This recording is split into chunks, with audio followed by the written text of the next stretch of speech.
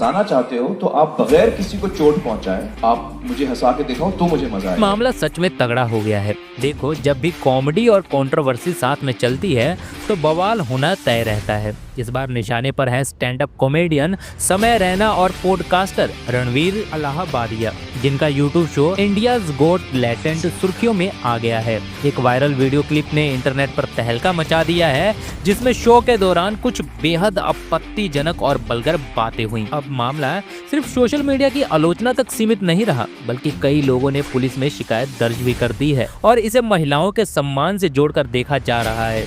यहाँ तक कि महाराष्ट्र के मुख्यमंत्री देवेंद्र भी इस पर बयान दे चुके हैं। तो सवाल ये उठता है कि क्या वाकई समय रैना और उनके शो की कॉमेडी की ये स्टाइल सही है या ये एक लिमिट क्रॉस कर गई? क्या ये सिर्फ एक मजाक था जिसे जरूरत से ज्यादा तुल दिया गया, या फिर ये वाकई में अभद्रता की हदें पार कर चुका था? इसीलिए चलिए पूरी कहानी जानते हैं डिटेल में। उससे पहले अगर आप मूवी के दीवाने हो तो ये चैनल सब्सक्राइब कर लो, क्योंकि मूवी से रिलेटेड चटपटी न्यूज आपको इस चैनल पर मिलती ही रहेंगी। चलिए सीधा मुद्दे पर जाते हैं।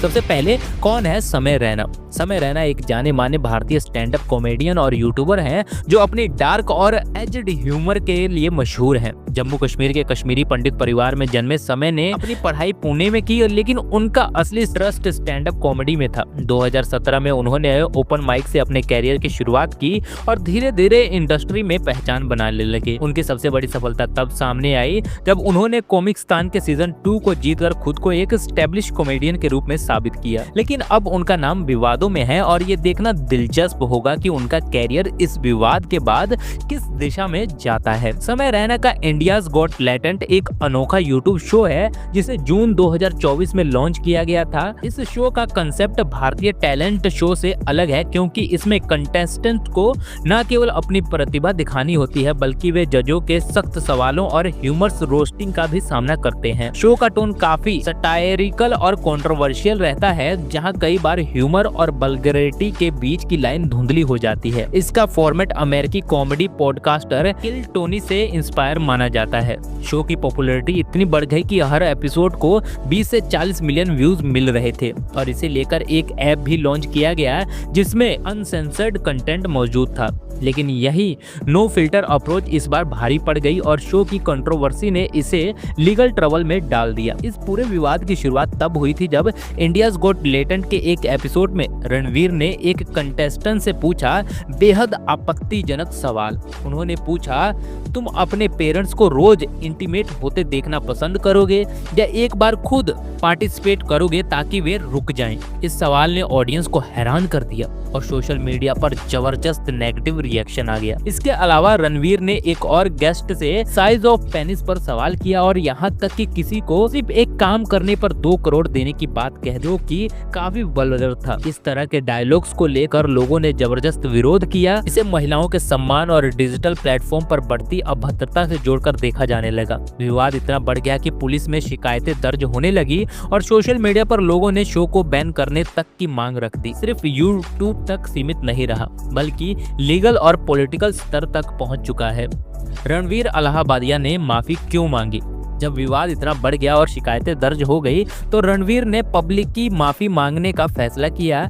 उन्होंने सोशल मीडिया प्लेटफॉर्म यानी कि पहले जो ट्विटर था अब एक्स हो चुका है पर एक वीडियो डाला जिसमें उन्होंने कहा, मुझे वो बातें नहीं करनी चाहिए थी, मैं माफी मांगता हूँ। मेरा कमेंट ना सिर्फ इनएप्रोप्रिएट था बल्कि वो फनी भी नहीं था। उन्होंने कहा कि वो इस शो में पहली बार शामिल हुए थे और उन्हें अंदाजा नहीं था कि चीजें इस हद तक बढ़ जाएंगी। उन्होंने साफ कहा कि वे अपनी गलती मानते हैं और भविष्य में ऐसी गलतियां नहीं दोहराएंगे। इसके अलावा शो के मेकर्स ने भी वायरल वीडियो के विवादित कंटेंट को हटा दिया ताकि मामला थोड़ा शांत हो सके।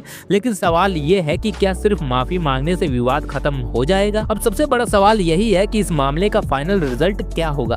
केस दर्ज होने के बाद ये देखना होगा कि लीगल एक्शन कितना गंभीर होता है, क्योंकि इस मामले में कई बड़े नाम जुड़े हैं और महाराष्ट्र सरकार भी इसमें दिलचस्पी दिखा रही है। तो संभव है कि आगे चलकर इंडियाज गॉट टैलेंट पर बैन या कोई स्ट्रिक्ट रेगुलेशन लगाया जाए। दूसरी तरफ समय रैना और उनकी टीम को ये तय करना होगा कि वे अपने शो के टोन को कैसे एडजस्ट करेंगे। अगर वे इसे जारी रखना चाहते हैं तो उन्हें कंटेंट की सीमाओं का ध्यान रखना होगा। जहां तक रणवीर की बात है, उन्होंने माफी मांग ली है, लेकिन इंटरनेट पर उनकी इमेज को जो नुकसान हुआ है उनकी भरपाई आसान नहीं होगी। वहीं समय रैना के लिए भी अब आगे का सफर चुनौतीपूर्ण हो सकता है, क्योंकि उन पर भी विवादित कॉमेडियन का टैग लग सकता है। तो कुल मिलाकर इस पूरे विवाद ने एक बड़ी बहस छेड़ दी है कि कॉमेडी की हदें कहां तक होनी चाहिए और क्या डिजिटल प्लेटफॉर्म पर किसी भी तरह की सेंसरशिप लगानी चाहिए या नहीं। अब देखना होगा कि इसका अंजाम क्या होगा। इस पूरे विवाद को अगर मैं अपने नजर से देखूं तो यहाँ दो चीजें साफ नजर आती हैं। एक तरफ कॉमेडी और फ्री स्पीच की आजादी और दूसरी तरफ सोशल रिस्पॉन्सिबिलिटी। देखो, समय रैना और उनकी टीम हमेशा से एजी और डार्क ह्यूमर के लिए जाने जाते हैं, लेकिन इस बार जो हुआ वो कॉमेडी ज्यादा क्रिंज और इनएप्रोप्रिएट और अनकंफर्टेबल ज्यादा था। पहली बात, कॉमेडी में लिमिट्स होती है। मजाक बनाना ठीक है, लेकिन जब आप पब्लिक प्लेटफॉर्म पर होते हैं तो लाखों लोग आपको देख रहे होते हैं, तो आपको समझना पड़ेगा कि क्या फनी है और क्या सिर्फ शॉक वैल्यू के लिए बोला गया बेतुका सवाल। यहाँ पर इंडियाज गॉट टैलेंट की सबसे बड़ी गलती ये थी कि उन्होंने इस बात का ध्यान ही नहीं रखा कि उनका ऑडियंस कौन है और किस टाइप का कंटेंट वे एक्सेप्ट करेंगे। क्या ये जानबूझकर किया गया पब्लिक स्टंट था? मुझे इसमें कहीं ना कहीं एक स्ट्रेटजी भी नजर आती है। आजकल कंट्रोवर्सी से पॉपुलैरिटी मिलती है और हो सकता है कि रणवीर को शो में लाना और इस तरह के सवाल करना पहले से प्लान किया गया हो ताकि शो और ज्यादा वायरल हो जाए। लेकिन अगर ऐसा था तो बहुत ही बड़ा गलत चाल पड़ गया है उनके ऊपर ही, क्योंकि इसने सिर्फ शो की इमेज को नुकसान पहुंचाया बल्कि इसमें जुड़े लोगों की ब्रांड वैल्यू भी डाउन कर दी।